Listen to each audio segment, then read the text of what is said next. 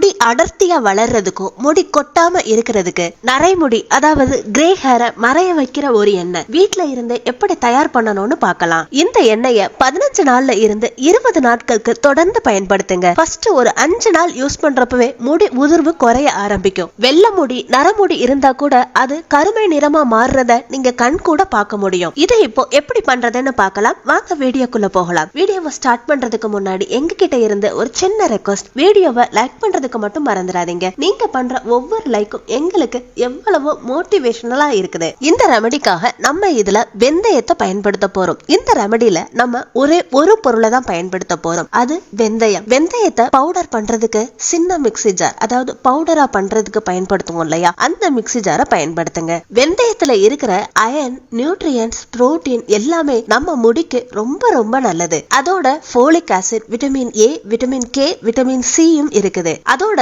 இதுல இருக்கிற nicotinic acid முடி உதிர்வை கம்ப்ளீட்டா குறைக்குது. டாண்ட்ரஃப் பிரச்சனையையும் சரி பண்ணுது. பாருங்க, வெந்தயத்தை நைஸ் பவுடரா பண்ணியாச்சு. கட்டி கட்டியா இருக்க கூடாது. இந்த ரெமடிக்காக நமக்கு ரொம்ப நைஸான பவுடர் தேவைப்படும். அப்படிங்கறதுனால சல்லடை இருக்கும் இல்லையா, நம்ம வீட்டுல ரவா சலிப்போம் இல்லையா, அந்த சல்லடையை வச்சு சலிச்சு இந்த பவுடரை எடுத்துக்கலாம். ஒரு தடவை சலிச்சதுக்கு அப்புறமா கசடுகள் அதிகமா இருந்ததுன்னா இத இன்னொரு தடவை மிக்ஸி ஜார்ல போட்டு அடிச்சுட்டு ஒரு தடவை சலிச்சு எடுத்துக்கோங்க. வெந்தயம் முடியோட வேர் கால்களுக்கு ஸ்ட்ராங்னஸ் கொடுக்குது. இதுல இருக்கிற நியூட்ரியன்ஸ் முடிய உதிரவே விடாது. ஷார்ட்டா சொல்லணும்னா முடிக்கு தேவையான எல்லா சத்துக்களுமே இந்த வெந்தயத்துல இருக்குது. பாருங்க எந்த அளவுக்கு நைஸ் பவுடரா வந்திருக்குன்னு. ஒரு சிலருக்கு தலையில இச்சிங் இருக்கிற மாதிரி டாண்ட்ரஃப் இருக்கும் இல்லையா, அது எல்லாத்தையுமே இந்த வெந்தயம் சரி பண்ணும். இந்த ரெமடியை தயார் பண்றதுக்கு முதல்ல ஒரு பவுல் எடுத்துக்கலாம். அதுல உங்களுக்கு தேவைப்படுற அளவுக்கு தேங்காய் எண்ணெய் எடுத்துக்கோங்க. இதுல நான் 100 ml அளவுக்கு தேங்காய் எண்ணெய் எடுத்திருக்கேன். தேங்காய் எண்ணெயில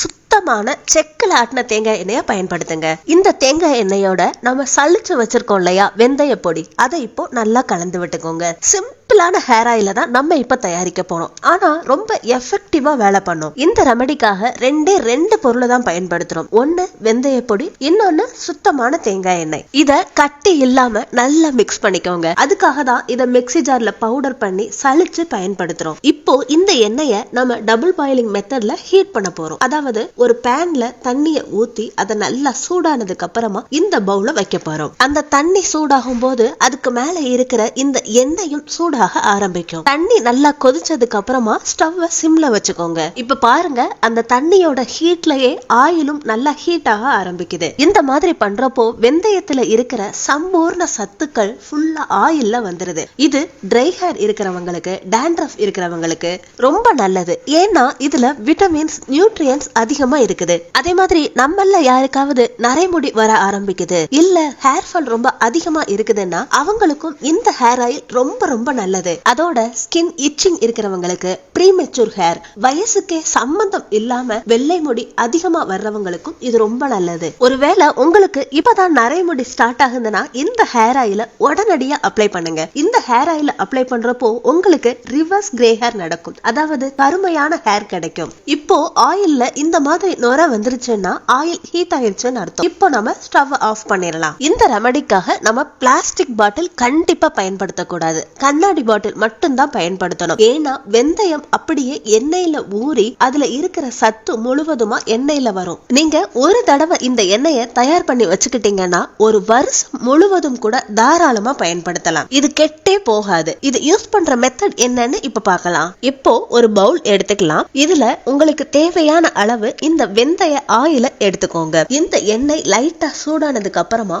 உங்க விரல்களால உங்க உச்சந்தலை முழுவதுமா அப்ளை பண்ணுங்க. ஸ்கின் இச்சிங் இருக்கிற இடத்துல, டாண்ட்ரஃப் இருக்கிற இடத்துல, நரைமுடி வர்ற இடத்துல, எல்லா இடத்துலயுமே அப்ளை பண்ணுங்க. இந்த ஆயில நீங்க தொடர்ந்து பயன்படுத்துறப்போ புது முடி வளர ஆரம்பிக்கும். இந்த ஆயில உங்க உச்சந்தலையில இருந்து நுனிமுடி வரைய முழுவதுமா அப்ளை பண்ணுங்க. நல்லா அப்ளை பண்ணிட்டு 1 மணி நேரத்துக்கு அப்படியே விட்டுருங்க. இல்ல உங்களுக்கு டைம் இருக்குன்னா நைட்டு தூங்குறதுக்கு முன்னாடி கூட இந்த ஆயில அப்ளை பண்ணலாம். அப்ளை பண்ணி மறுநாள் காலையில எந்திரிச்சு நீங்க எந்த ஷாம்பு நீங்க ரெகுலரா யூஸ் பண்ணுவீங்களோ அந்த ஷாம்புவை யூஸ் பண்ணியே ஹேர் வாஷ் பண்ணலாம். ஹேர் வாஷ் பண்ணிட்டு வந்து பாருங்க, உங்க முடி நல்லா சாஃப்டா இருக்கும். இந்த ஆயில ஒரு நாள் விட்டு ஒரு நாள் தாராளமா பயன்படுத்தலாம். இல்ல எனக்கு டைம் இல்ல அப்படின்னு நீங்க நினைச்சீங்கன்னா அட்லீஸ்ட் வாரத்துக்கு ஒரு தடவையாவது இந்த ஆயில பயன்படுத்துங்க. சோ ஃப்ரெண்ட்ஸ், பாத்தீங்க இல்லையா, இப்ப நம்ம தயாரிச்ச வெந்தய ஆயில்ல எத்தனை பெனிஃபிட்ஸ் இருக்குன்னு. இந்த ஆயில தயார் பண்றதும் ரொம்ப ரொம்ப ஈஸி. சோ ஃப்ரெண்ட்ஸ், நீங்களும் இந்த சிம்பிளான ரெமடியை கண்டிப்பா ட்ரை பண்ணி பாருங்க. இந்த வீடியோ பிடிச்சிருந்தா லைக் பண்ணுங்க, ஷேர் பண்ணுங்க. நம்ம சேனலை இப்பதான் நீங்க ஃபர்ஸ்ட் டைம் பாக்குறீங்கன்னா சப்ஸ்கிரைப் பண்ணி பக்கத்துல இருக்க பெல் ஐகானையும் கிளிக் பண்ணுங்க.